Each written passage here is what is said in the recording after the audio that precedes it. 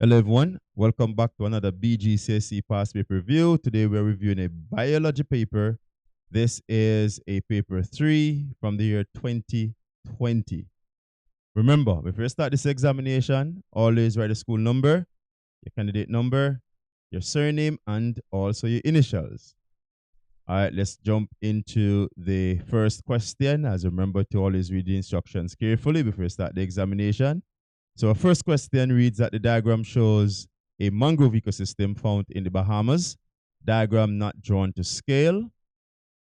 All right, so you can observe the ecosystem. You have heron, you have some mangrove plants, you have leaf, which is detritus, you have crab, you have snapper, you have X, you have mussel, you have shad, and you have the hermit crab. All right, so the first part of the first question reads now that name the type of mangrove shown in the picture. And based on what you're seeing in this picture, you notice a type of root system here going down, they're called prop roots. And a matter of fact, the mangrove is in the water. So we have two conditions here to determine what mangrove this is. It's in the water, and the roots are prop roots. And so this is red mangrove. All right, and I want to give you a little bit of information right here just to make a note. So this is the red mangrove, and the scientific name for the red mangrove is the Rhizophora mangle. So I must put the scientific name right here. That is the Rhizophora. Remember, the genus always starts with a uppercase letter. So it is the Rhizophora mangle. And the genus, again, uppercase letter, but the species must be lowercase, right? So that's the scientific name for the red mangrove. Matter of fact, what I want to do is to give you the scientific name for all the mangroves, for the other three mangroves that you should know. And so you have the black mangrove. So let's say black. And the black mangrove, the scientific name for the black mangrove is Avicennia germinans. All right, so let's write it down again, uppercase letter, just to make sure. All right. Avicennia. And a lowercase letter for the species, germinans. All right, and so the white mangrove would be, let's say white, the white mangrove, and I'm doing them in order. So the red mangrove would be first, then the black, then the white, and then after to be buttonwood. So from water towards land, it is the red, black, white, and buttonwood. But of course, at different points, you may see black mixed with white thereabout. Sometimes you see a little bit of mix, but generally, those are the pattern of zones for these mangroves. All right, so the white mangrove is the Lagocunillaria racemosa. So it is Laguncularia.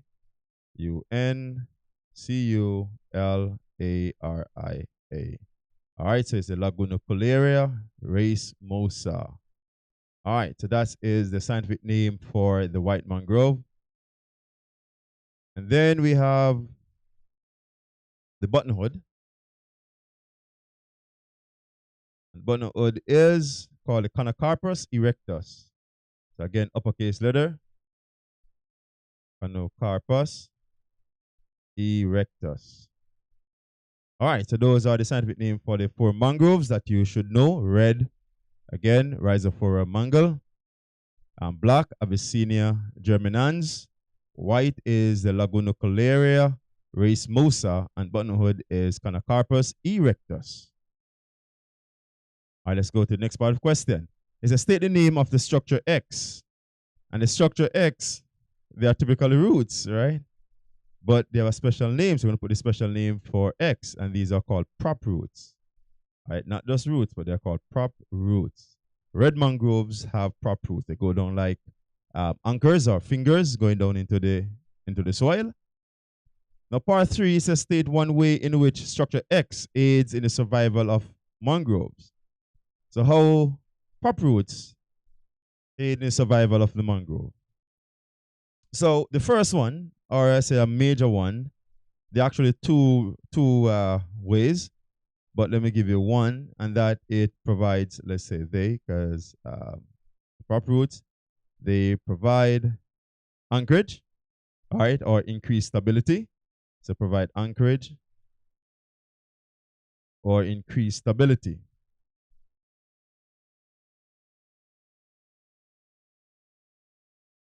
All right, so increase stability of the plant. All right, okay. And the reason for that, because they cover, if you notice how they spread out wide, so you create a strong or cover a large area, you know, so a large surface area of the soil. So the larger the root coverage is, the more stable the plant will be, particularly because they're in the water, and again, the soil in the water is kind of very loose, okay? To provide anchorage, all right, or to increase stability.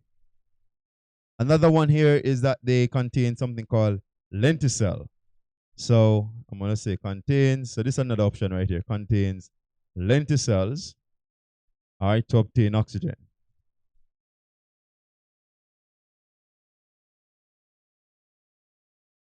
Right, to obtain oxygen. So lenticels, there are some small cells on the prop roots that oxygen will enter the root through. All right, so they're like slight openings. They're like stomata, but they're not stomata. These are in roots. So they just look like stomata in a way if you think about stomata. All right, so they're similar in terms of the structure, but not the same thing. All right, so part B now is from the diagram, write a food chain with 4 trophic levels. So let's go back to the diagram. This is what we are working here with. All right, so we have our, right there. Okay, so we have our leaves or detritus. We have crabs, we have snapper, we have mussel, we have shad, hermit, crab, and we have heron. All right, so we're going to start here now, because none of these organisms is actually eating the mangrove directly, right? So therefore, the mangrove cannot be our producer. But we have the leaves that fall into the water and decay and form, as we call them, as a decay, and they are detritus. All right, and so we have to look for a detrivore and or otherwise scavengers, all right, that will eat those decaying plant material. And so the crab will be our next, all right. And then we think about what eat the crab. We have shad there, and we have a snapper. Yeah, the shad will eat this. It would eat the crab more, and then we could have the heron. Yes, all right. So let's do that for our food chain. All right, and it's a 4 trophic level. So let's start with our leaves. All right, so we're gonna start with our leaves, and the leaves again, just to make a note that they are detritus. So they are detritus. All right, that's our leaves. And then we go into the next thing that will eat the leaves or detritus is the crab. And it could be any of the crabs. So it could be the normal crab that is shown there, or it could be the hermit crab. But the hermit crab would be the smaller one. So yes, definitely, because a large crab will not necessarily be eaten so easily by the fish. All right, unless they are small crabs, you know, juvenile crabs. But yeah, the crab will be the next thing in line. And then we have the shad there. And what will eat the shad is the heron. All right, so the heron will eat the shad. All right, so yeah. So that will be our food chain with our 4 trophic level. All right, so trophic level 1, the leaves, detritus, crab, 2nd trophic level, shad, 3rd, and heron is our 4th trophic level. All right, so let's go to the next part of question now. And this one said that hurricanes and diseases are 2 natural threats to the ecosystem. Describe the effect of one of these threats to the ecosystem. All right, and this is a 3 marks thing. So to you said, and he said just describe the effects of one. So we're going to describe both of them and just talk about some things that we can actually mention. All right, so let's start with diseases first. So how disease can affect this ecosystem. So diseases can do, one is that they can decrease the population. It's a simple thing like that. All right, so it can decrease the population. All right, so your population decrease by diseases. All right, so the number of organisms will decay or decrease, I should say. All right, and so another possible one here is that sick organisms, let me just put it this way, start it right here. So sick organism are more vulnerable to predators, okay? Sick organisms, they are more vulnerable to predators. Okay. All right. So of course they'll be eaten easier by predators because they can move around that fast. Another possibility here is that that pathogens. I'll put this one here. That pathogens. So let's say there's sickness is caused by pathogens most times, right? So pathogens, unless it's like a broken fin or a damaged fin, then a different case. But generally, if it's a pathogenic disease or sickness, then pathogens can be easily passed to other organisms, right? So pathogens can be easily spread,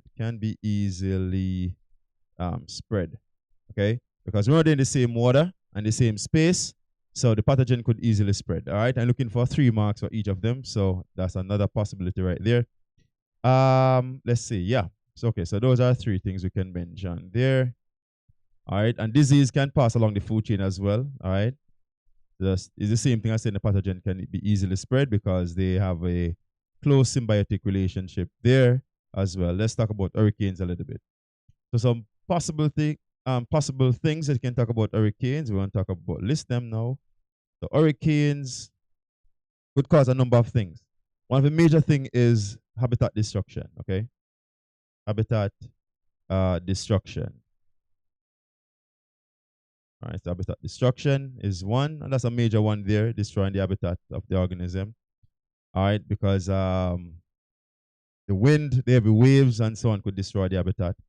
And next thing again is that food source. Let me just say another thing I can write here that food source, uh, food source can be lost. Okay, loss in food source that could happen too, especially if they're covered by debris. All right, so food source. All right, let me just say food sources. And let me give an example. I'm talking about, for example, algae, because some of these organisms will feed on algae first. So food sources such as algae can be covered by debris. Let's say debris, sand as well. All right, or simple sediment Okay. All right. And of course, the sediments could also deposit in that area as well and cause a loss in certain organism or decrease in certain population as well. All right, so those are some of the things we can actually talk about when it comes on to hurricane. Not only that, the hurricanes could also damage the mangroves, so can also loss in mangrove plants as well. Let us put it right here. So loss in mangrove plants, loss in mangrove mangrove plants. And of course, when mangrove plants are damaged, then of course that will also destroy the habitat. So you can link to the first point there as well. All right, so those are some of the things you can actually talk about. And any other reasonable answer, you get the mark for it. So that's very important for you to think through these questions and answer appropriately according to what makes really good sense. Because some of these questions are actually application questions for you to apply them in the specific situation. All right, so here now for part D, which is the last part of this question, is to describe 2 actions taken by the Bahamian government in an attempt to conserve this ecosystem. So to conserve the mangrove ecosystem, one of the things that they could do is, or one of the things that they have been doing is really, so let's put this as our number 1, is to establish, all right, so establish and reinforce. I may even put reinforce because it's going to be very important. You can have laws, but you have to reinforce laws. So establish and reinforce laws, all right, laws that protect, let's say the use of the ecosystem, protect the use of the ecosystem. All right, so you can only go there. You cannot cut trees and things like that. You cannot dredge. You cannot construct buildings on the mangrove ecosystem and things like that. So those are some of the things that really are established in terms of laws where laws are concerned. Matter of fact, let me put this one here as well. They can declare the ecosystem, and in some areas, so I could say in some areas, declare portion. Let me say declare portion because sometimes not all, but declare portions of the ecosystem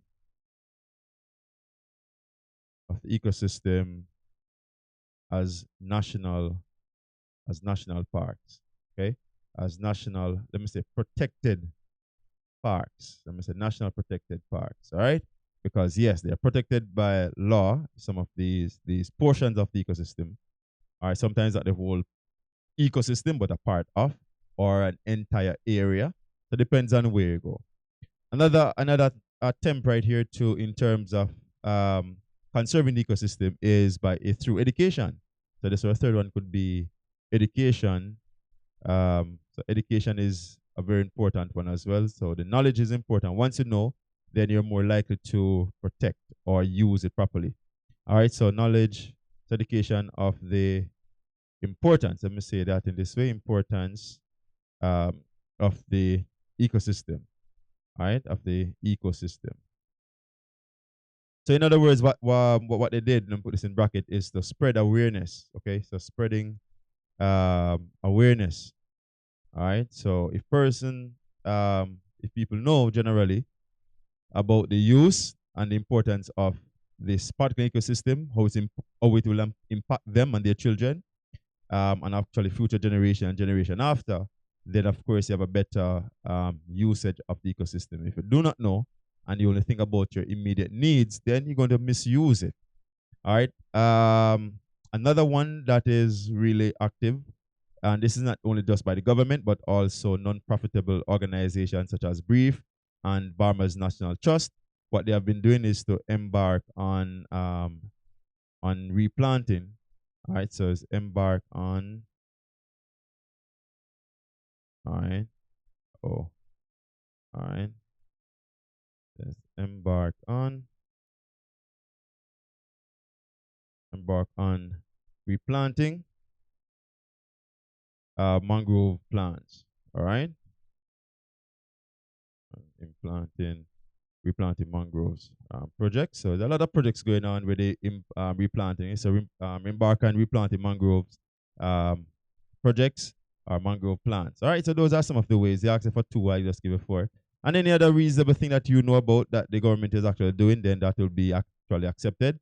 Once it is relating to protecting the ecosystem. All right, I know this in the question actually said attempt. So number two now, it said that a student set up an experiment to measure the rate of transpiration in a green plant. The graph below shows the data obtained from the experiment. All right, so let's get down into it now. So, all right, let me just decrease a little bit so you're able to see the entire graph. All right, let me go in a little bit lower as well. All right, let's keep it at 100 there. All right, yeah, that's good enough. So on the y-axis, we have the transpiration rate. All right, and on the x-axis, we have the time of day in hours. All right, and here, let's go down to the answer is a state. The definition for transpiration. I just want to just go look at the graph one more time. If you notice, there's an increase and it's going up like that and coming down. Okay, so, all right, so we're going to answer this now. And it said to state the definition for transpiration. And I know you just quickly will just answer this one because most of us remember exactly what transpiration is, at least the basic definition for transpiration, which is acceptable. It's a 1 mark question. And so it's the loss of water from plants, or pretty much the evaporation of water from plants, all right? But let me just give you a little bit more than just that. So it is the loss of water by evaporation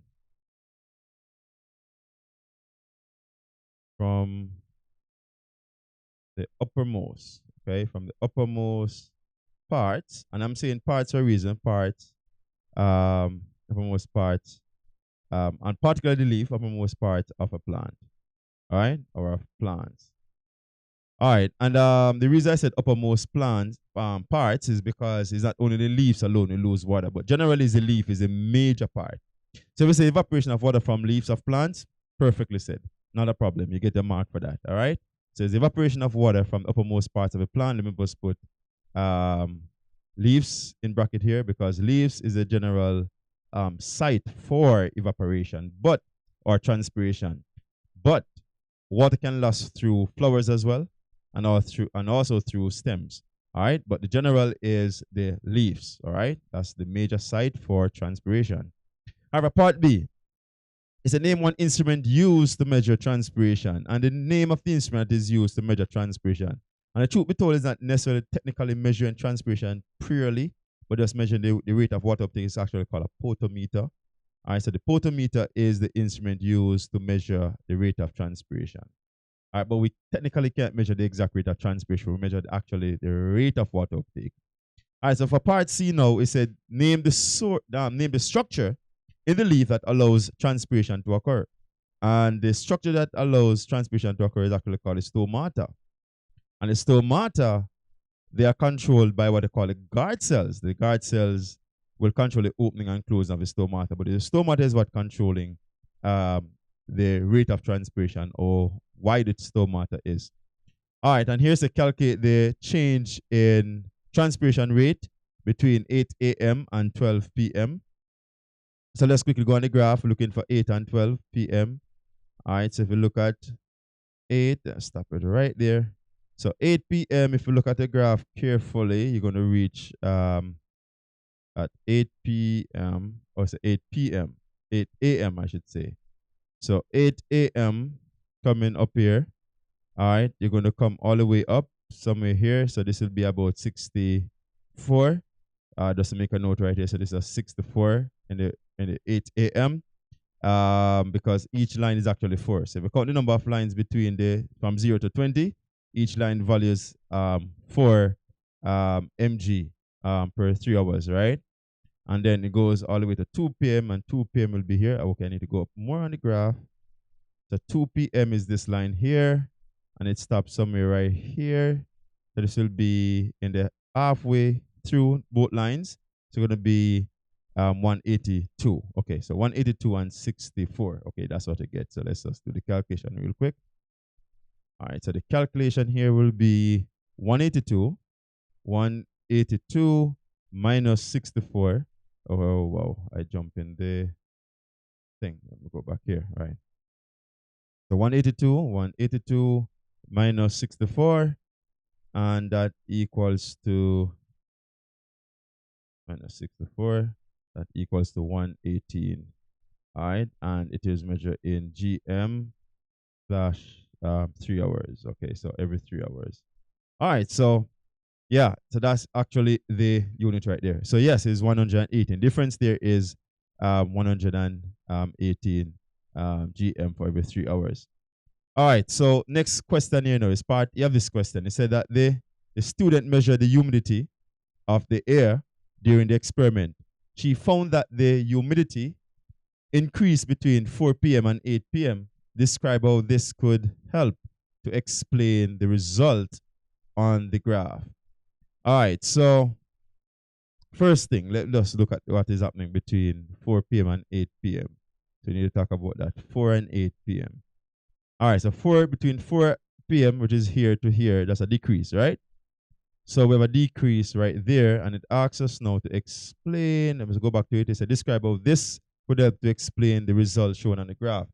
So I want to just read back to the question. It said, the student measured the humidity of the air during the experiment. She found out that the humidity increased. So this is a very important thing right here. Humidity is increasing, and humidity refers to the amount of water in the atmosphere, okay? And so as the amount of water in the atmosphere increased, they notice there's a decrease in transpiration rate. So we're going to talk about why. All right, so let's describe that. All right, so why there's a decrease on the graph. So one thing to note here is that, and this was 2 marks. Okay, so let's kind of break it down into different parts. So the first thing I'm going to talk about, one, is that increased humidity actually equals to more water in the atmosphere. Matter of fact, I'm going to write this out in words. I just want to put the equal sign there just for ease of writing. So increased humidity equals to more water, all right, in the atmosphere. All right, so of course you're going to write out the equal sign in words, or you could write it in a different way, don't matter. So it's not necessarily exactly the word for word you need to write here, all right? All right, so equals to more water in the atmosphere. That's the first thing we're going to mention. So increased rate of humidity equals to more water in the atmosphere or surrounding the plant, the air surrounding the plant. So next point here now, if the air is saturated, let's say it is saturated, if the air is saturated with water, with water, all right, it is difficult, all right, for the plant to lose water. Yeah, to lose water. All right, for the plant to lose water. So because again, if the air on the plant is filled with water, then it's hard for water to leave the plant. Because remember now, water will move from the inside the plant where there's more water to where there's less water. But in this case, in high humidity, the outside air has a lot of water, so it's difficult for water to move from where there's less to where there's more. It really don't work like that, right? It's going against what I call a concentration gradient. So more water in the atmosphere means less transpiration. All right, and that's why it is have a decreasing things. Let's talk about something here now. So, so because of this now, as a result, let's say as a result, less water can be evaporated. All right, less water can be evaporated. All right, or transpired by evaporation. All right, so this is transpiration. So less transpiration then, in other words. All right, less transpiration or decrease in transpiration. All right, good. All right, so that's 3 points that you can mention there. All right, so increase in humidity equals a decrease in transpiration. Simply because the air is saturated with water, and once the air is saturated with water, then less water can move from the plant. All right, so part F. It's a state one environmental factors other than humidity that could be responsible for the change in transpiration rate from 8 to 2 p.m. Again, from 8 a.m. to 2 p.m. All right, so you know what you need to do now. What is happening at 8 a.m. to 2 p.m.? Not just, all right, let's just go back and see where 8 a.m. to 2 p.m. is saying right on the graph again. From 8, notice what is happening at 8 and to 2, there's an increase in transpiration. So what they're asking you, what could cause an increase in transpiration? Now, I want to be very specific with this answer because if you put certain things, you're going to get it wrong. Let me just tell you that clear off the bat. All right, so factors. And there are more than one factor, so let's talk about them. Now, one factor could be temperature. But if you write temperature by itself, you're going to get it wrong. Okay? Because it must be specific. What is happening to the temperature? Because remember now, there's an increased transpiration. So for transpiration to be increased, it must have high temperature or increased temperature. So you must say high or increased temperature. Okay, the temperature must increase or it must be high. Because temperature by itself is vague. It's not telling you whether or not going to, because then again, if I say low temperature, that means transpiration will decrease. So you see, you must state the related terms that is associated with the change in result. So high temperature, and what you can talk about here, I'm just going to put the explanation beside them. So I'm going to give a next one. So ignore the word explanation there. I'm going to give the explanation beside the word here. So as temperature increases, let's say as temperature increases, all right, the particles, I'm going to give a little scientific reason here. The particles gain, I'm looking for three, this notice are 3 marks. So one mark to state the correct terms or the factor, and then 2 marks to explain it. All right. So I'm saying as temperature increases, all right, as temperature increase, let me just put a D right there. As temperature increase, the particles gain kinetic energy, all right, kinetic energy, and move faster. Okay, and they move faster, all right, resulting in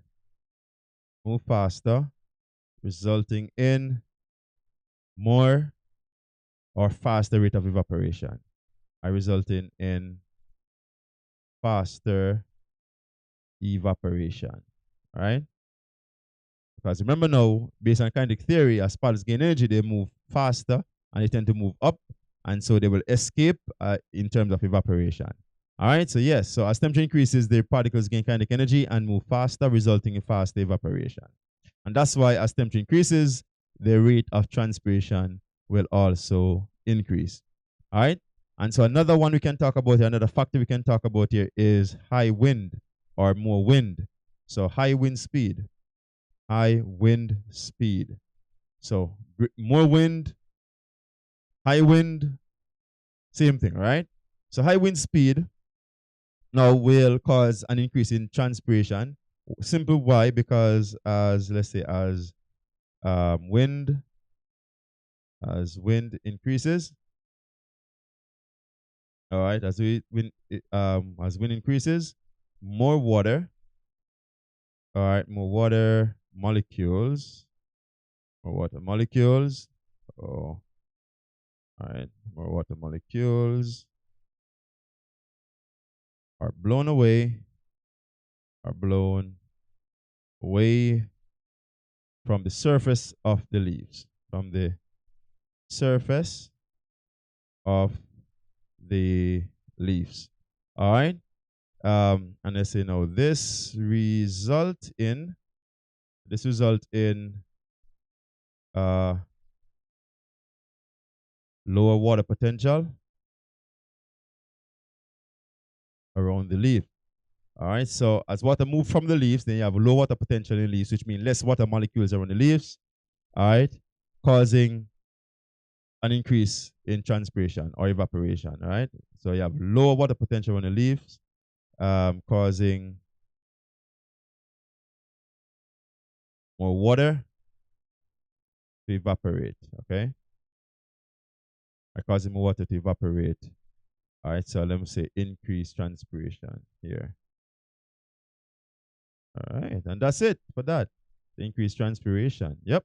All right. Good. So those are two ways you can explain it. Again, be specific with your answer because it's not just temperature or wind. You must say high wind, low wind, depending on what they're actually asking. So please look out for those type of questions because if you ask the environmental factors or state the factors, you're going to get it incorrect unless a question that generally state factors that can affect transpiration. Then you can say wind, you can say temperature, you can say humidity, and so on. But if they ask you the factors affecting high transpiration or increased transpiration or decreased transpiration, in that case, you must be specific. All right, so be careful in terms of how you answer the questions based on what is being asked. All right, this is question number 3 now. And question number 3, so the diagram shows the exchange of substances between a blood capillary and a blood tissue. All right, so here now, just to run through this, notice here, blood is coming this way. There's a flow of blood. So what I could tell you that this end is the arteriole and this end here is the venule. So W is the arteriole and V is the venule.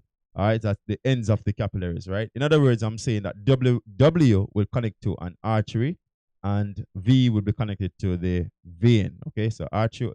Matter of fact, let me just write it in right here. So we call it arteriole or we call it arterial end. And here we call it the venule or the venal end. Okay, so venule or venal end. So connect to a vein, connect to an artery. Simple as that. All right, which is substances going into X, and X is a tissue fluid. I'm gonna make sure and make a point of that. So X is a tissue fluid. All right, so X is the tissue fluid, and Z is a white blood cell. All right, and we have substances going in and out here, and substances exchange into the cells there. All right, there's a state ways in which a capillary is adapted for its function. And it's a two ways in which a capillary is adapted for its function. So capillary is very thin. So that's one of the answer here is that capillaries are thin. So one is thin. And a matter of fact, just to be specific, it is one cell thick. Okay, so they are thin, one cell thick. Okay, one cell thick. And the reason for being one cell thick is for easy diffusion. Okay, so this for easy diffusion. I must have make. They didn't ask us to explain, but it's a state ways in which capillaries is adapted to its function, and it's one cell thick. And of course, you can just make a note right there that is easy diffusion. This is a paper 3. You want to make sure that you actually know what you're talking about. Another one is that they are semi-permeable. Okay, the semi-permeable, and being semi-permeable, it allows certain substances to pass through. So this allows certain substances or substance to pass through. Okay, so only certain substances are able to pass through it. All right, just to make a note right there. All right. All right. So here now we have that. Those are the two um, ways in which capillaries are adapted for their function. Being very thin, one cell thick, semi-permeable, only allow certain things to pass through it. All right, so of course the blood cells are not able to pass through. Just to make a note of that. So blood cells cannot pass through, blood proteins cannot pass through, but things like water, amino acid, glucose, those things will pass through. Okay. All right. For B now, it said substances are constantly being exchanged between the blood and the body cells. So it's a name to useful substances which leave the blood at arrow U. So let's say arrow U. Let's go back to arrow U. If it's going, it's a leave the blood, so it must coming out. All right, so U is coming out of the blood into the tissue fluid, right? So if you're coming into the tissue fluid, just to make a note right there, coming into the tissue fluid, that means that those are waste substances. All right, so it's a name to you. Oh, say useful substance. Let's go back here. I did say something wrong just now, I think. Yeah. Okay, so coming out of a capillary into the tissue fluid, then into the cell, right? So those are the useful substances, not waste. I sure I said waste. So U is coming from the capillaries, it means coming from the blood into the tissue fluid, then it will obtain by the cells. Okay, just to make a note of that. So those are useful substances. The question did say useful substances. So why did I even think about waste? All right, so some of the useful substances here include water. All right, so you see, we can make mistakes, so please be careful. All right, we have water, we have glucose. I'm gonna give you all of them or a few of them. So water, glucose, we have oxygen as well. They asked for two, but yeah, why not? Oxygen, but you don't write more than two in the exam, right? So please don't do that. All right, oxygen and one more amino acid. So those are the four major things we'll pass from the blood into the tissue fluid, then receive by the cell, amino acids. All right, so yes.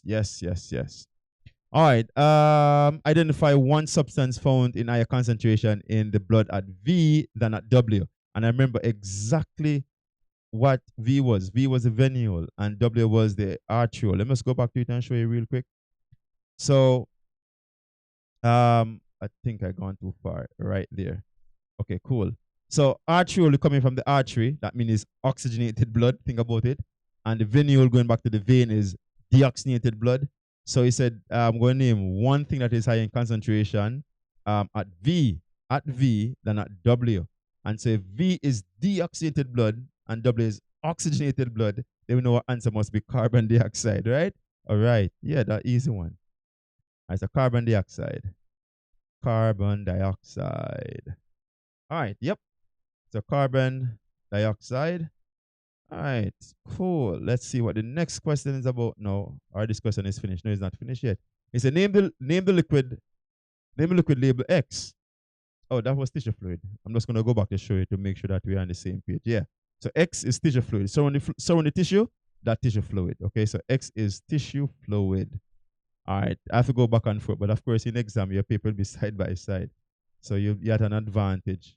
All right, so I have to move back and forth right now. That's tissue fluid.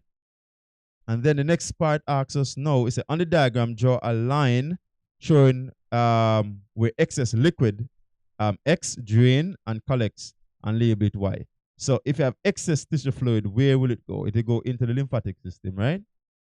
All right, so you have excess fluid. It could drain into the lymphatic system. And just to make a note right there, and we call this, what is the label again? Y, I think. Yeah, Y. Yeah. All right, so that's Y. All right, this is a label Y.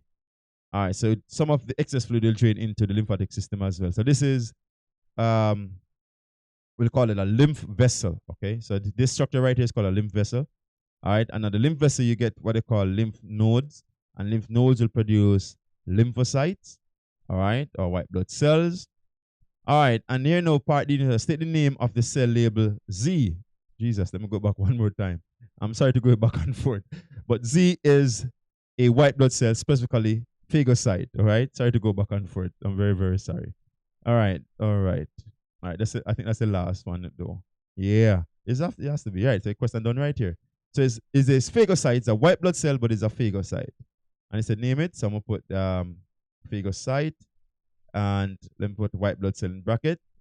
It's a white blood cell, but specifically phagocyte, okay? What is this function? So the role here is to engulf and digest microbes. Function is to engulf, which means takes in, engulf and digest microbes. Right, to engulf and digest microbes.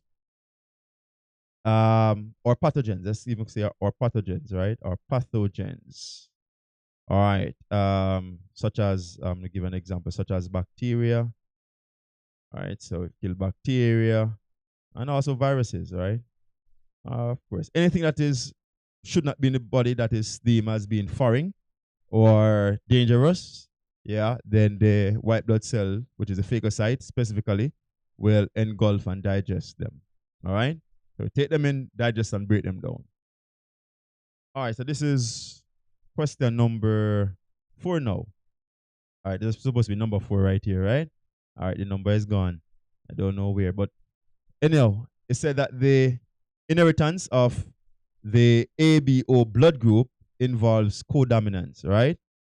And here it said explain the meaning of codominance. And so codominance actually means that neither allele is dominant over each other, is dominant over each other, okay?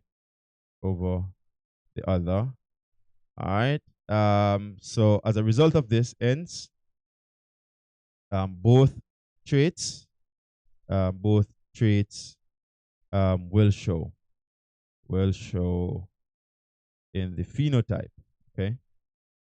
All right, and let's talk about codominance here. Is also very important for you to know incomplete dominance as well. And incomplete dominance is when you have a blend or mix of both. So, for example, you have red and white coming together to form pink. All right, but codominance, if you have red and white, then they form red with white spots, or red and white, or white with red spots. Basically, both traits showing up. That's what codominance is. Incomplete dominance is when, again, they are mixed. Complete dominance is when only one is dominant over the other. So it's either or, okay? We'll never see both. All right, so, and for the most part, for most of the exam questions, you actually do Punnett square on complete dominance, okay? When you have a dominant and a recessive. All right, so for part B, here now, part B1 is a state the meaning of the word heterozygous. And heterozygous actually means that a genotype, let me put it in this way, maybe easier for you to understand it this way, a genotype having a dominant, and a recessive allele. Okay? All right, so that's what it means by heterozygous. Or when you have different alleles, what we call this is hybrid. So heterozygous, same thing as hybrid. All right, or in simple terms, or simple having two different alleles. All right, so just to make a note of that. All right, so that's only one mark. So genotype having a dominant and recessive allele, right? Which is called hybrid, or having two different alleles. All right, so one being dominant, next one being recessive. All right, the part 2 is a state the three possible heterozygous genotype in the ABO blood group. So if it's an ABO blood group, now what I want to understand, right? If ABO, it actually means AB. I want to tell you that. Why? Because A and B are codominant, but O is recessive to A and B. I hope you get that. So let's say it again. A and B are codominant. O is recessive to A and B. So if you have an ABO, actually it's an AB. You don't even say ABO, you say AB blood group, okay? Because the O is recessive. The only way you're going to see O group is when O is by itself. So it's an AB blood group. So the three possibilities you may have here within this group, you may have AO, okay? You may have AO, you may have BO as well, all right? Or you may end up with AB. All right, AB. So from this blood group, you may have any of these coming out of it: A with a O, a B with a O, or AB. All right. So just to make a reference to that. All right. Let's go to the next part of the question right here now, part C, and this is now a pedigree chart. So this is a pedigree chart. They say the diagram shows a pedigree chart for the inheritance of blood groups over 3 generations in a family. So what a pedigree is like a family tree, okay? It's like a family tree, but they show you how characteristics are passed down. All right, they don't show you like grandparents. Well, they show you grandparents and all that, yes. But it's like a family tree but instead of showing you names of people and so on, or the name of your grandparents and all, they show you some genetic makeup or genotype or traits. All right, so it may show you traits, it may show you genotypes. So anything that is genetic, that's what they call a pedigree. All right, so we have generation 1, generation 2, and generation 3. So let's highlight those. We have a generation 1, generation 2, and generation 3. So if you go across here, if you notice here, we have our symbols, just to make a note there, and we have one parent here. So these two, this line in the middle mean that they are married, right? So that means they are married. Okay, and so if they are married, one here is O, and if a person is O, then what do you think they will be? I think about it. What do you think they will be if is a O? O can only be what again? Remember, O is recessive. All right. All right. So if O is recessive, then we're gonna call this OO. Okay. All right. So this is gonna be OO. So let's put our OO in this box right here. Just to kind of trace what is happening there. That's OO. AB is just AB, so there's no need to even talk about that. AB is just AB. All right. All right. So AB is AB. And just to make a note that the box is for the male and the circle is for the female. Just to make a note like that. So this is the man, this is the woman, they're married. And this will be the children. So this one is a child here. This is also a child. Outside of the children, that is joined to the children, these are the person who come into the family. So these are the married, or the spouse of the children, I should say. So these are the spouse of the children. But just to make a note, right? If O comes together, this is like 0. If O comes together with AB, and this child is saying is an A group, the only A can be is AO. Just to make a note, right? If you draw it on the screen, you know it's just AO. All right, you can't have nothing else but an A with an O. Since you have 2 O's, you can only have AO. So we have AO. But this child here, number 1, we do not know what this child is. The child could be a BO. All right, we're going to look at that, but we don't know yet. All right, I'm just saying it could be BO. It could be AO as well, because guess what? Even though there's a possibility of having an AO and also a BO, both children could have been AO. Okay, so I can't say it's AO or BO yet unless there's something that is asked. All right, this person that came into the family in generation 2 is a O group, so going to be 2 O's. I must put 2 O's there. All right, this person coming in the family generation 2 is a A group. I don't know what A group this is, but I'm going to give you 2 options here. This person could be AO, because there are 2 options for AO, or it could be AA, which is homozygous A or heterozygous A. Okay, so I don't know yet. All right, we'll see how that one work out. All right, so we can predict here yet. Oh yeah, we could predict this child. No, lie. This child could be 2 things. Number 2 could be 2 things. It could be A with a O or O with a O. So this child here, number 2, is sure. This child could be a AO or a OO. And again, just the put square between these two, you realize that number 2 child in the 3rd generation has to be AO or OO based on the 2 parents. So we know this lineup so far. Here is where we have a problem. I do not know number 1, because number 1 could be the one of 2 things. I don't know yet.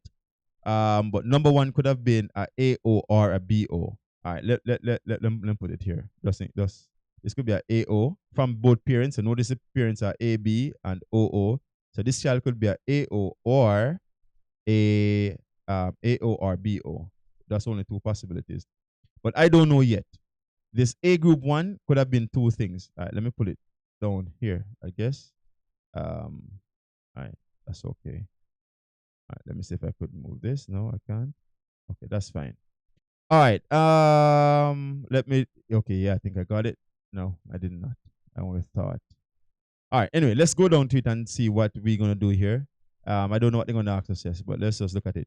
It's a use a Punnett square diagram to show the possible genotype of offspring of generation one. So that one we already established that. So for generation one, which are these children here, so these two parents will come together, OO and AB. So let's do the Punnett square real quick, and you're gonna see what I was talking about earlier. All right. So again, the Punnett square will be. Let me just draw a quick box like so. Oh, my box is lean, but anyway, that's not a problem. So we have one is OO. It doesn't matter if you put them on the side or top, real low matter. So one is OO, one is AB. So one parent is AB, then that one is OO. So here gonna be a AO. You're gonna be a AO as well. And bottom of the box gonna be BO. Okay, so notice all BO going down. All right, as I tell you that. And that's why I was saying that the number one child that is unidentified could either be a BO or AO, right? So based up on the parental genotype. All right, so that's also 3 marks. Easy 3 marks. So what chance is there for a generation one parent having a child with blood group A? So a blood group A is AO, and they're heterozygous A group, just to mention that, right? Homozygous A group has to be 2 uppercase A's, right? So this is a A, I said A, no, it's a 50% chance, right? It's a 50% chance, 50% chance of having a A group. And for the next part here is the individual one in generation 2 as children with blood group B. Okay, so notice that I've as children 3 with blood group B suggests the genotype of individual 1. So we're gonna go up here and say that there's a blood group B. All right, so let's go up here now quickly. So we said this is a blood group B. Let's put B on the bottom first, and then we decide what this is going to be in the middle here. So remember I said that this number one here could either be AO or BO based on even this Punnett square right here. Let me just go down a little bit more. I said based on the Punnett square, number one could either be a AO or BO. This child already gone to AO, so this child could also be a AO. This child could also be a BO. We don't know, right? Remember, these are just possibilities. Now, the person that came in the family is a A group. Okay, it is a A group. So watch this now carefully. I'm gonna show you. For number 3 to be a B, that means one of the parents must be a B. One of the parents must have a B in their genotype. But we know that this person that came in here, let me just highlight this. The person that came in the family right here is a A. And the A could either be a AO or a AA. So therefore, let me just put it down here, right? So therefore, if you think about it carefully, this person cannot be 2 A's. Because if this person is 2 A's, and this person also cannot be a AO as well, because this child is a B group. Because if you have a 2A and you have a AB, then there's no way the child is going to be a B group. It's going to be an AB group or an AO group. Think about it carefully, right? Again, if this person is a A and this person is a BO, must be a BO. So we're sure that this one is a BO. You don't know doubt. And if this person is a BO and this person is a AO, no, because we're sure this is a AO now, then they could go together and have a B group by saying a BO group. Matter of fact, this person is going to be BO as well. BO. Why? Because this B could go with this O to give you a BO. This A could go with this B to give you a AB, or the 2 O's could go together to give you an O group. So this child here could have been 3 things: a AB, a BO, or a AO. Okay, but they said the question said the child is a B group, so it must be a BO. Okay, all right. So I hope we are good at that. Let's see if there's anything else that they ask here. Right, okay, we need to put this here. It says suggest the genotype of this person. I established that this person is a BO group already. So this person is a BO. All right, it says state the blood group known as the universal donor and give and explain what the term universal donor means. So the group is going to be this person, the O group. Okay, so this person must be a O group. All right, and O group, again, just to make a note, that is actually two O's together. All right, it can't be O with anything else because A and B are dominant to O. The explanation now, and I pretty much said it about 2 times. Why this is a universal donor? Because this group, let me just say, this group can give anyone blood, can give anyone blood, all right, since O is recessive to A and B, okay? So since O is recessive to A and B, it can give to any of the group because it's not going to affect the phenotype of the blood, because recessive do not affect dominancy. Remember that, right? Dominancy overpower recessiveness. All right, so they can give to anyone since O is recessive to B, all right, and do not and B. Okay, then I say therefore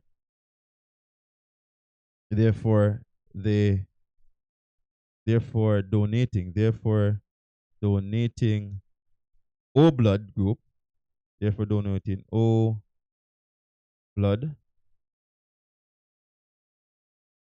will not affect the type of blood. All right, because recessive can't affect dominancy at all. All right, so they can give to anyone, but they can't receive, because if they receive from anybody else, then their blood going to change. And if you change the blood, that's where you have rejection of the blood taking place. All right, so this is the end of part A. Okay, awesome. All right, so we're going to dive into part 2 now. And so part 2, I can do it a little different. I can type out all the questions, give you the answers, make it life easier, because this is an essay type part now. We have to answer in parts. And remember, you have 3 questions to choose, 2 questions. Choose the best 2 that you can get the most marks out of. So we're going to run through a little bit quicker because I already have the answers. So I'm going to skip through all the typing and stuff and just go jump in straight into presenting the answers. All right, so you don't need to see me typing all these things. All right. So section B now is to answer 2 questions, 2 of the 3 questions. So question 5 said this question refers to the process of photosynthesis and the use of new technologies in crop farming. All right, so just jump into this now. For part A, so write a balanced chemical equation for photosynthesis. And folks, remember, it's always the use of water and carbon dioxide to give you glucose and oxygen. And you put 6 in front of everything else except the glucose. And you have sunlight over chlorophyll. That's a chemical balance equation there, right? All right.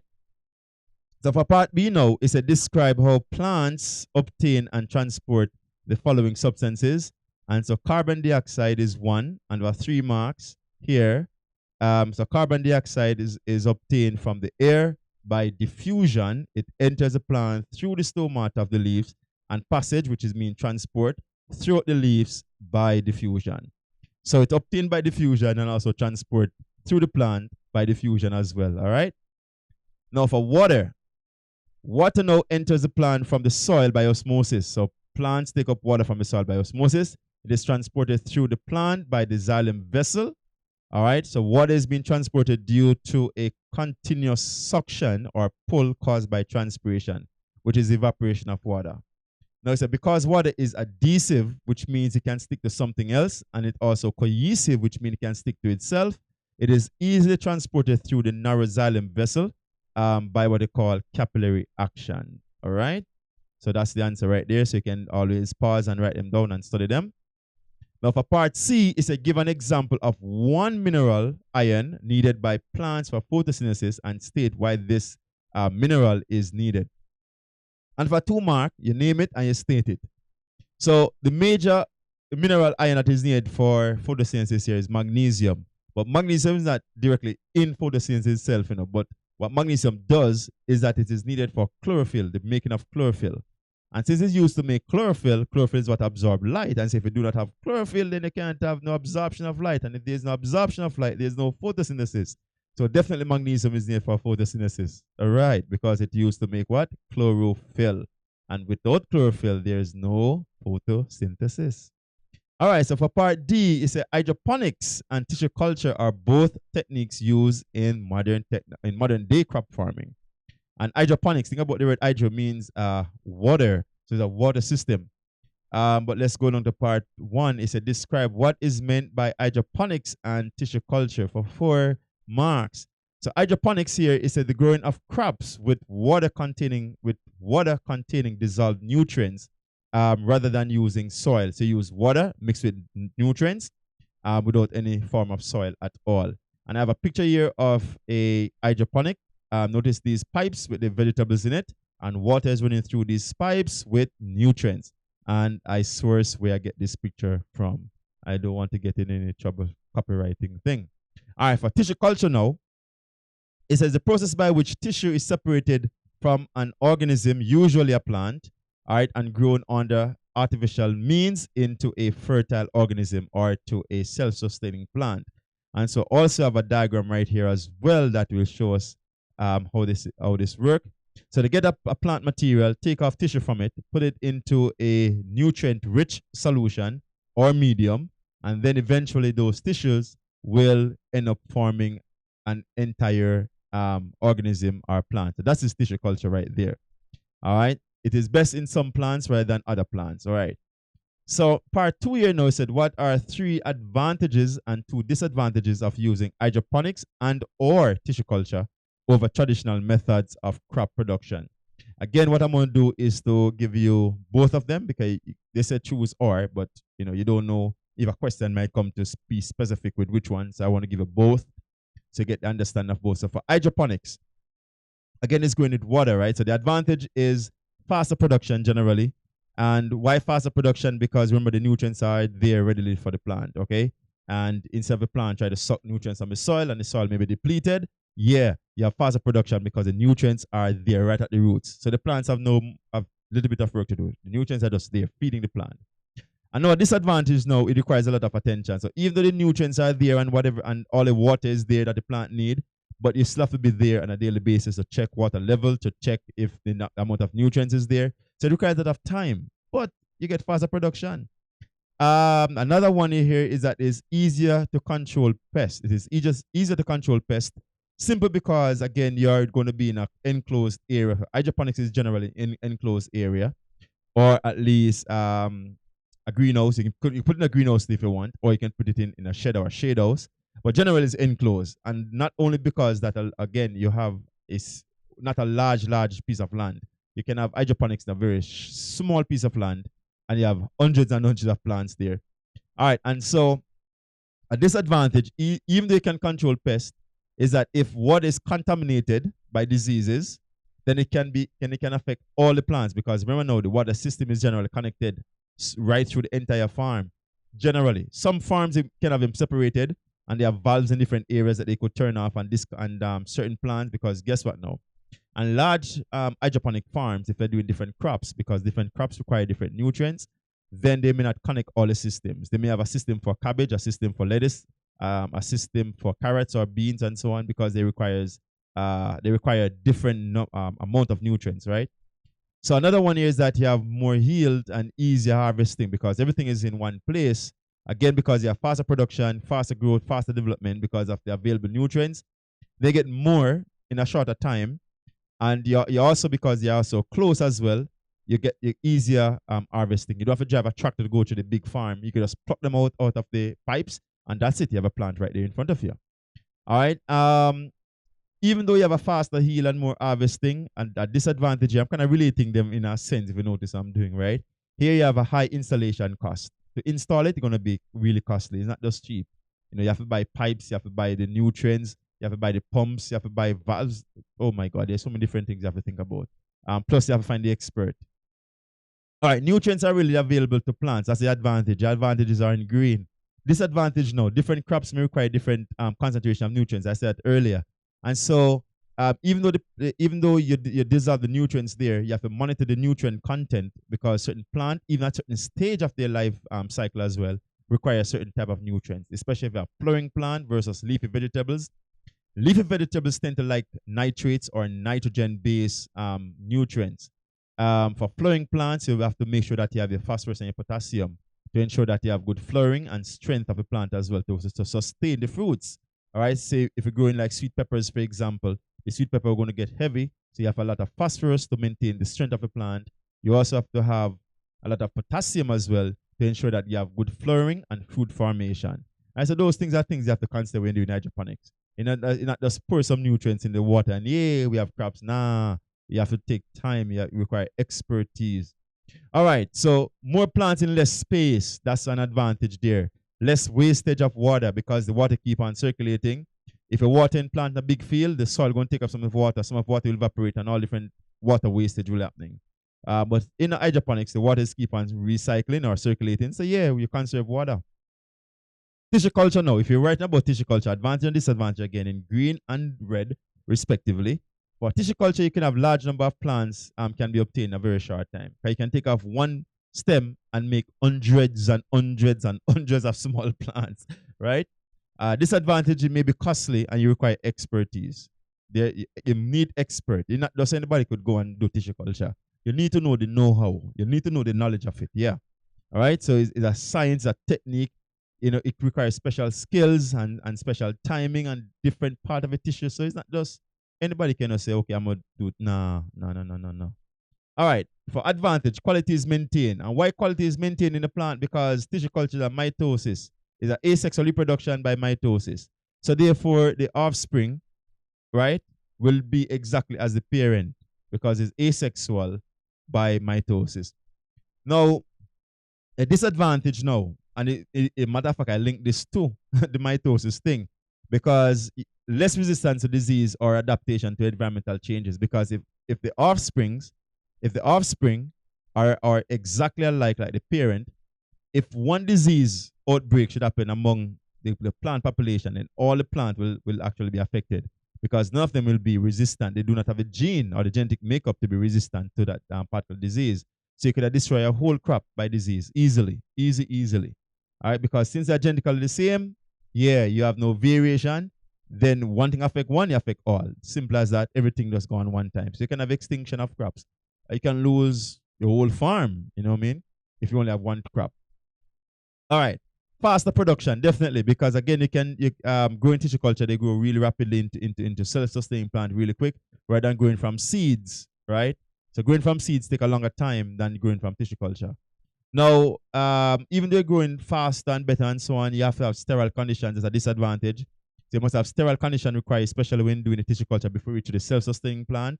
So before they reach the stage that they can self-sustain, you have to be careful. You have to sanitize. You have to make sure that the area is clean because if you contaminate the tissues, then the tissues may not form or actually germinate, right? All right, so you require strict sanitation management, and that could be costly.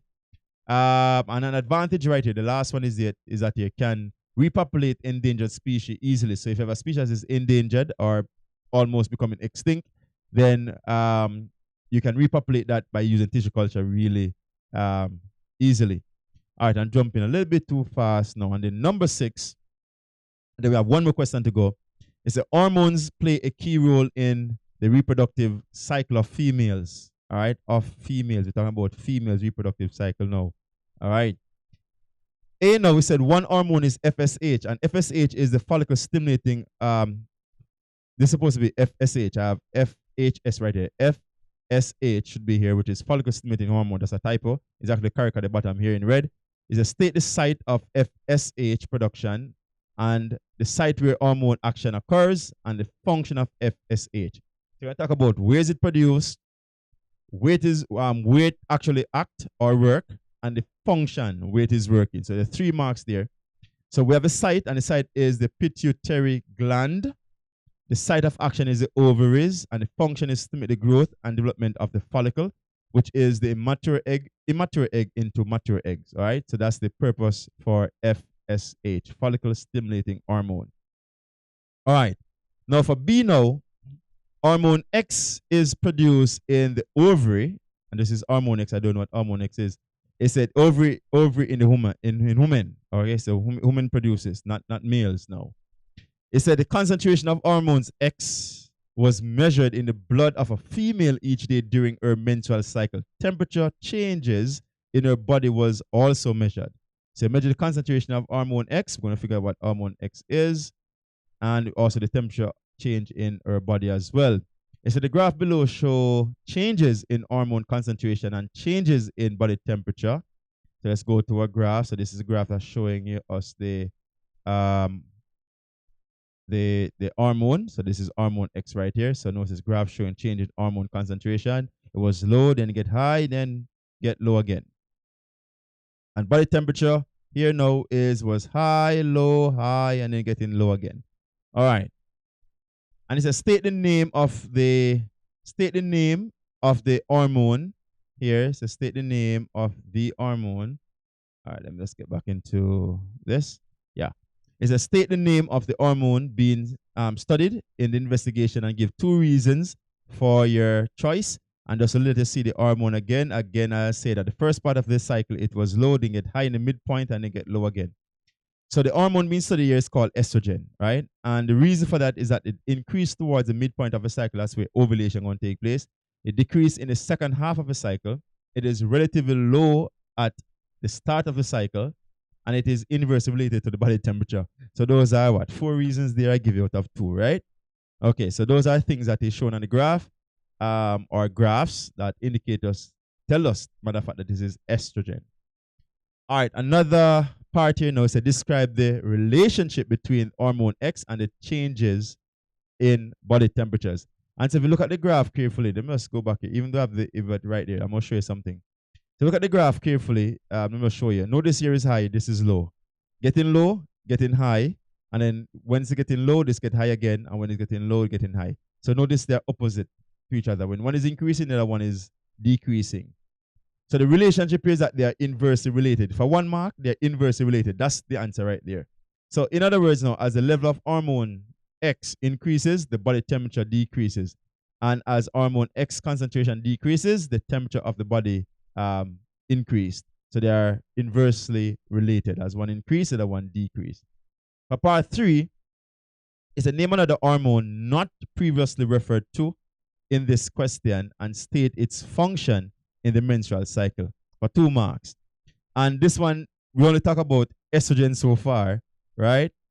And we talk about estrogen and we talk about FSH. So there are 2 hormones that you can talk about. One is called LH, which is luteinizing hormone, and this one is to bring about ovulation. So the main function in the cycle is to bring about ovulation, which is the release of an egg. Or you can say progesterone, and progesterone is to stimulate the thickening and vascularization of the endometrium, which is the uterine wall. And vascularization means the buildup of blood vessels, right? And of course, all of this is in preparation for pregnancy. So progesterone helps the uterus prepares for implantation or pregnancy. All right, so part C now is said in vitro fertilization, it is IVF, is a form of infertility treatment. It's to outline the steps involved in the process of IVF, and it's 4 marks. And if you're going to do an in vitro fertility, then what's going to happen here, just to make a note. The first one is that you're going to use hormonal drugs to stimulate ovulation because you need some eggs, right? And then after the eggs are released, what you're going to do is to collect, you're going to collect the eggs, which are over. So more than one, you get it, more than one egg, as a matter of fact. You're going to collect sperm cells as well. And what's going to happen is that you're going to fertilize the eggs. The fertilization of the eggs will take place, and this happens outside the body. So this is going to be in the lab. All right. And then after you fertilize the eggs in the lab, you're going to incubate the zygote, because after fertilization, they form zygote. You're going to incubation of the zygote into embryo, which means you're going to put it in a special container under special condition and to make sure they are developed into what? Embryo. After the embryo is developed, what you're going to do next is to introduce or introduction of the embryo into the uterus, which is called implantation. And notice 5 marks right there. So A, B, C, D, E. All right? So that's how it is done. So again, you can stop. Let me just put all of it on the screen one time. So that's the step for IVF. All right? Right. Basic steps. All right. So here now it said, why is it more likely that women receiving IVF have multiple births? So why you have more than one birth or many children, or you have triplets sometimes, and all that type of stuff may happen, right? So multiple eggs are produced. That's very important. You produce multiple eggs, one, because remember, you take fertility drugs now to stimulate the ovulation of eggs, right? And all eggs may not be removed during the egg collection stage. So even though you go into the doctor. They give you the drugs. They remove the eggs. You know, being human and anything could happen. A matter of fact, you may all eggs may not be removed or collected. Not only that, you may even produce eggs after those eggs are removed because the residual effect of the drugs may still be there. All right, so eggs may be released after the egg removal stage and may become fertilized. So let's say you have intercourse with the partner, the husband, then the eggs may become fertilized that are there, all right, that weren't removed. But part D now is the hormones are also used in oral contraceptives, and it's a list two advantages and three disadvantages of using hormones to control fertility in females. So 5 marks. All right, I think I give a little bit more than what is required there. So advantages in green, again, disadvantages in red. So the contraceptives with hormones are relatively safe. All right. Possible side effects in some persons. Not all people, not everybody will experience the side effects, but there's possibility of side effects. Readily available for the most part. We're not saying that is necessarily cheap. Availability and cheapness is two different things, but it's available. All right. And of course, you can consider relatively cheap too because it does some pills and some chemicals and not that expensive. All right, and it's readily available. But even though it's readily available, there's no STD or STDI production from it. So you take them, you can still have HIV, you can still have syphilis, gonorrhea, and those are bad things. So yeah, convenient. It's a convenient process. But however, though, even though it's convenient and readily available, it needs prescription. You can't just go and take them like that. All right, can be long lasting, especially some. For the most part, they need prescription. Let's say for the most part. In some cases, you can get like over the counter, like the day after the emergency pills without prescription, definitely. But generally, they need prescriptions. All right, they can be long lasting. That means depending on how you go about it, it could be oral, it could be injection, because this will say generally hormonal. It didn't say whether injection or not.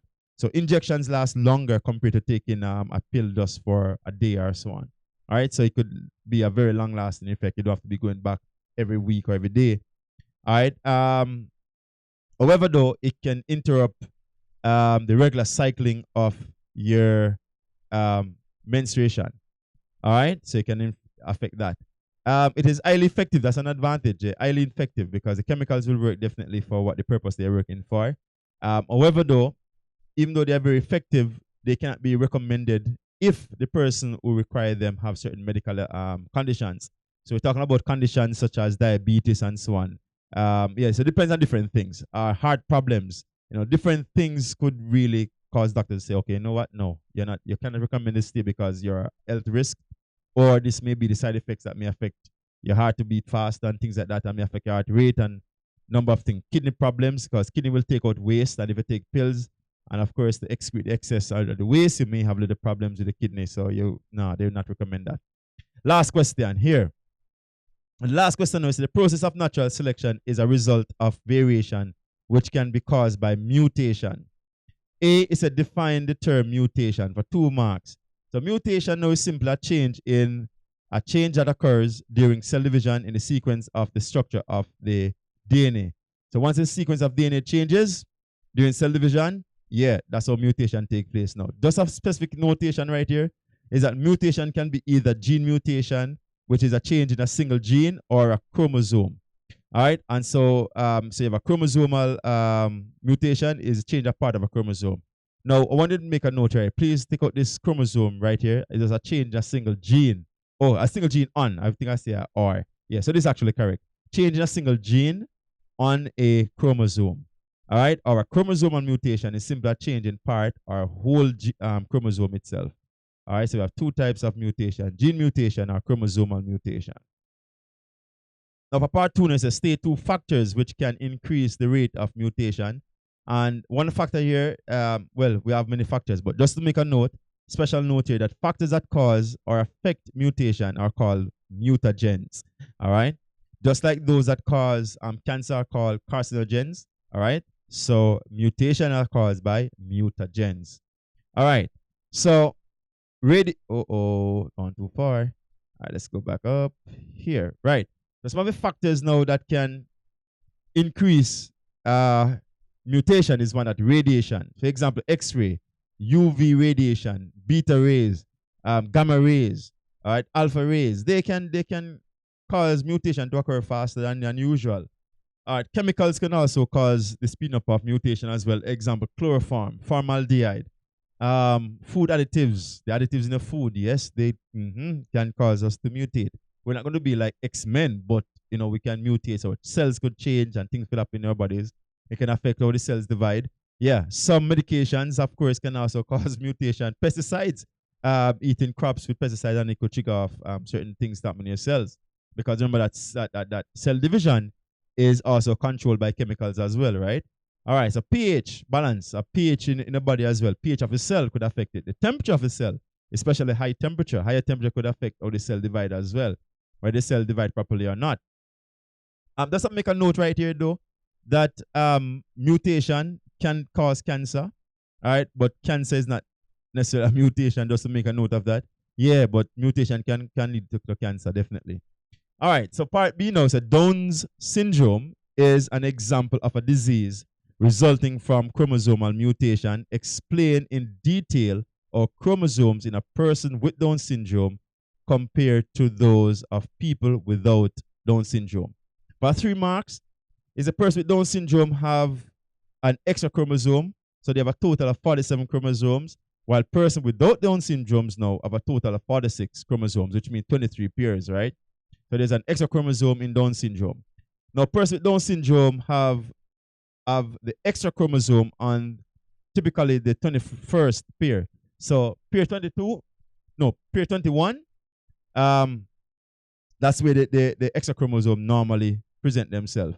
Now, person with Down syndrome now does not affect the 23rd pair. So the 23rd pair is not affected, which means the sex chromosomes, those are not affected. Thus now, this is a similarity now between both, in that Down syndrome and person without Down syndrome could be a boy or a girl, right?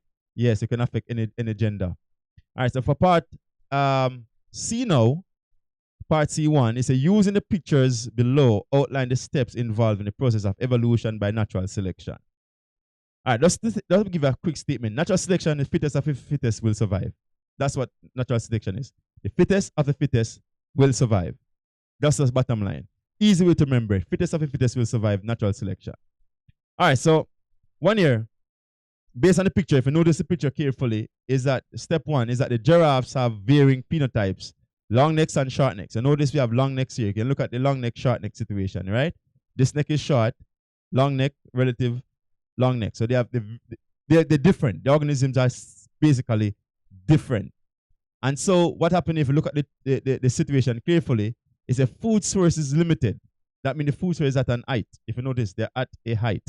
All right, and since the food source is at a height, the next thing that will happen here, only those that have the advantageous trait or the favorable trait to feed are able to adapt. And this is a DA. You can make a note of this, not a DO, a DAPT, adapt, which is changing to the situation. This is adapt, which means to adapt a child. All right, so let's make a note right here. This is a DAPT. Okay, so they adapt and survive. All right, so the surviving giraffe now. The surviving giraffes can mate and reproduce, passing on the advantageous trait of long neck. Okay, all right. So once they can mate, they pass on that trait. Over a period of time, only long neck giraffes will be seen in this particular ecosystem. All right. So for persons who are going fast, all right. I know some of you may be going fast. Let me just make a change right here. That is adapt. All right, so I don't want you to be typing fast or listen to it at a fast speed and they miss the word that's adapt. All right, just to make a note right there. All right. No, all right, so what period of time now we say only long neck giraffes will be seen in the particular ecosystem. If you go back to the diagram, that's exactly what happened. The ones that can survive, they die, and eventually you don't see long neck giraffes there. The ones who can reach the food, they survive, and so therefore they will continually living in that ecosystem. All right, next here now on the list is to explain how artificial selection differ from natural selection, and that's 2 marks right there. 2 marks right there. And artificial selection is when a person, quote unquote man, selects and decided on a desired trait that will pass on. So a person decide what trait they want to pass on or which organism they want to mate to have a certain characteristic. Because if you desire a certain trait, that's what they're going to do. So example, breeding cattle, which is cow. If you want milk producing cows, then you're going to only mate those that are best producers of milk.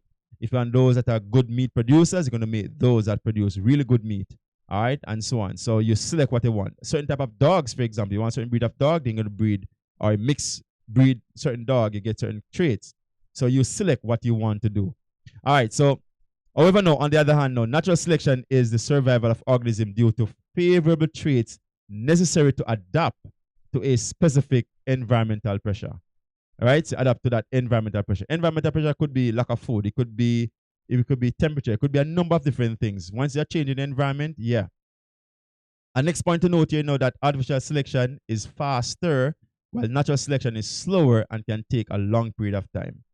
Again, artificial, you decide here and then you want this, you breed your organism or your trait, quickly you get a result. Natural selection can be over years because the pressure could be slowly increasing in pressure, and then over time you may end up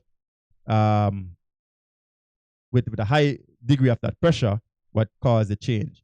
All right, so sometimes the changes are not constant, are not immediate, I should say, but the changes with the environment are slow. Okay, and that will cause the organism to adapt over time. Now, for part D, it said the graph below shows resistant rates of 3 types of bacteria to 3 different antibiotics. Now we have a percentage resistance on the y-axis, and then we have the years on the x-axis, and now we have some key right here, which is MRSA and VRE and FQRP, representing the different types of bacteria. Let's go to the names right here. So they get this from a particular source, which is the Center of Disease Control and Prevention. And so the MRSA, which is methicillin resistant Staphylococcus aureus. And then we have a VRE, which is the vancomycin resistant enterococci. And then we have a FQRP, which is the fluoroquinolone resistant Pseudomonas aeruginosa. All right, so aeruginosa, I should actually say that one, the aeruginosa. All right, so those are the 3 types of bacteria right there. So for part 1, it said describe any trends shown by the graph between 1980 and 2000. All right, so the simple trend, if you notice the graphs are increasing, and if the graphs are increasing, that means there must be an increase over a period of time. And so the answers here is that all bacteria increase in resistance over the years, and MRSA always have the highest rate of resistance or higher percentage of resistance. So those are the 2 things I've seen there. Now there's 2 marks, yeah. So yeah, all right. So we're good at that. And a next trend, if you notice too, let me just go back. We could actually add a next one, because we can say that VRE and FQRP, they are pretty much similar in terms of resistance rate or percentage change in resistance. All right, so for this year now, it asks us to explain natural selection. Oh, let me go back to this. Yep. Part 2, it said explain how natural selection can cause the development of a population of a bacteria resistance to an antibiotic, for 4 marks. And now I'm going to have some pictures to help us to understand here. So here now we have a group of bacteria exist with varying traits. Some are resistant to antibiotics and some are not, and we call those the normal bacteria. So the one that are resistant and the normal one that are not resistant. The color coded here again. The normal bacteria will be in blue. The antibiotic resistant strain bacteria will be in black. All right, so we have more of the normal ones and very few of the antibiotic resistant bacteria. And so what here now, you introduce antibiotic, and the non-resistant strain of the bacteria will be killed. So the one that are non-resistant to the antibiotic will be killed. So antibiotic will kill them. All right, and so if you notice, the line through mean that they are dead bacteria. So the ones that are normal, that are not resistant to the antibiotic, will die. And what will happen next after they die now, the resistant strain bacteria will be able to grow and divide, multiply, or reproduce. And remember that bacteria, I have this diagram to show you how they are reproducing. Bacteria reproduce by binary fission. That means one cell forms 2 cells, and the next 2 cells, each of them form 2 more cells. And so there's a rapid growth over a period of time. So they were able to grow and divide and multiply. And so bacterial population resistance, which is a resistant strain now, will increase exponentially since they reproduce asexually, specifically by binary fission. So over a period of time, you have a lot of bacteria. I mean, you don't have to reuse all the words that I use. Can explain simple terms that over a period of time, the bacterial population of resistant strain will increase since the one that are not able to be resistant to the bacteria were killed and so on. So you can use your own words once you're able to explain it. And we're at the end of it, and I'm wishing you good luck on your examination. Stay safe, be blessed. Peace be unto you.